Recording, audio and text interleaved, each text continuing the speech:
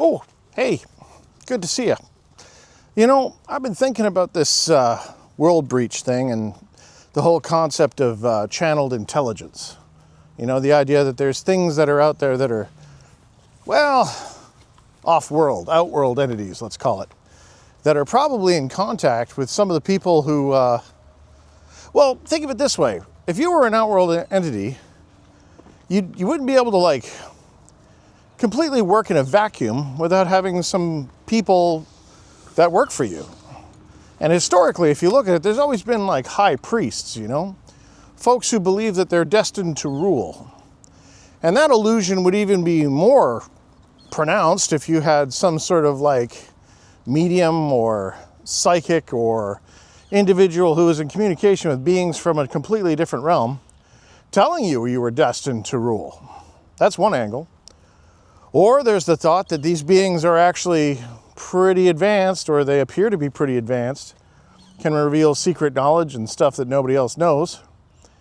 And so, in doing so, the people that are in communication with them would have a clear advantage over the rest of us. Especially us lowly monster hunters who, you know, we're kind of on team humanity. So if that was true, you'd see some secondary indicators of that. You know what I mean? You'd see, you'd see examples of rich and powerful people using spirit mediums and belonging to these strange societies where they go out and they do rituals and they consult in circles to speak with individuals to get guidance on very specific issues. You'd see major corporate events happen around pagan holidays and on certain dates, wars and whatnot. I'm not just talking about, you know, a sale at Macy's here. I'm talking about like invasion plans and campaigns, major decisions that are all orchestrated around these key families that believe that they're destined to rule. I mean, are they destined to rule? I don't think so. I think somebody might be telling them that, though. I mean, what is going on at the Bohemian Grove? What's that all about? Is that just a bunch of dudes blowing off steam? I don't know, because if that's the story they're telling you, you can almost guarantee that that's not the truth. There's something more going on there. And what's even more disturbing is that when you begin to consider the work of guys like Peter Levenda, he wrote a series of books called Sinister Forces, which talk about how, you know, these outworld entities are essentially working with the rich and the powerful, very key people, sort of like, you know, arch vampires speaking to their high priests, in order to farm all of us. And it doesn't take much of a filter to look back through history and see that. You see it with the Nazis.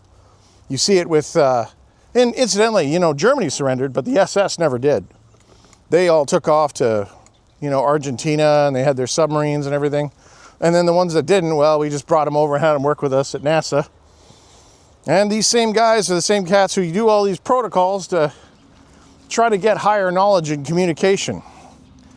Because from Ouija boards to the Witch of Endor, man, it's always just been about the phone call. It's been about trying to find information that gives these guys the edge.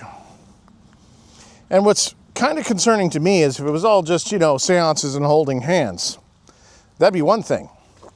But I don't think it is. There's people, young men, that have gone missing for years, and I don't mean just in the woods. I mean guys who go to a bar and all of a sudden they vanish from the bar. They're completely gone. And they're found like, you know, a week, 2 weeks later in a river, but they've only been in the water for like 3 days. So where were they for the remaining 5 days? And now they're starting to test to find that there's GHB in their systems, and the whole thing looks, well, it looks like there's somebody who's finding these people. They're doing something with them, they're harvesting them in some way, and then they get rid of the bodies. And I mean, there's no shortage of people to harvest. Maybe they're growing them now because now, you know, everybody's noticing it. But they're always these young, very fit, college, co-ed types, very athletic, and they can't find any sort of signs of stress, and so the story comes in that they're just drunk and they fell in the water. But this has been going on, going way back to like the 50s and the 60s, and it keeps going. And you have organizations, I mean, there's a group that was called the Finders, and you know, when you take that and you look at all the crazy stuff that's going on with You know, these child predators. Like, why is it that it's always children? You know, these rich and powerful people, it's not hard to get laid. If you've got a bunch of money, it's pretty easy. So why are they always going after these kids? Why are they going after these strange rituals? It's not just a kink. There's something more to this. And that's one of the sinister parts of this particular hobby, I suppose, being a monster hunter, that you got to look at that. You got to be honest with yourself and say, you know, the there that's there is pretty nasty. And the only way that we can kind of destroy and corrupt that kind of darkness is with the sanitation of sunlight. We got to shine a light on that. We got to get answers. And we got to just see just exactly who it is that's feeding on us.